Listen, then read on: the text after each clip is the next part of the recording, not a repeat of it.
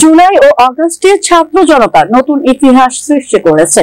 যদি এই গণ অভ্যুত্থান ব্যর্থ হতো তাহলে আমরা যারা আন্দোলনে ছিলাম, ছাত্র জনতা যারা আন্দোলন করেছে, সবাইকে ফ্যাসিস্ট হাসিনা ছেড়ে দিতেন না বলে মন্তব্য করলেন এবি পার্টির কেন্দ্রীয় সদস্য সচিব মুজিবুর রহমান মঞ্জু।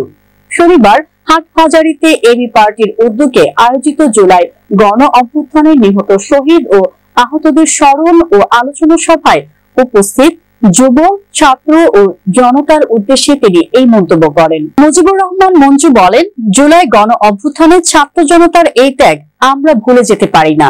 বাংলার আপামর জনসাধারণকে সঙ্গে নিয়ে বৈষম্য মুক্ত বাংলাদেশ বিনির্মাণের মাধ্যমে আমরা আহত ও নিহতদের আকাঙ্ক্ষা বাস্তবায়ন করব। হাটহাজারীর কৃতি সন্তান ডক্টর মোহাম্মদ ইউনূসকে ফ্যাসিস্ট হাসিনা জেলের সাজা দিয়েছে। আল্লাহর কি মর্জি, তিনি তাকে বাংলাদেশ সরকারের দায়িত্ব দিয়েছেন।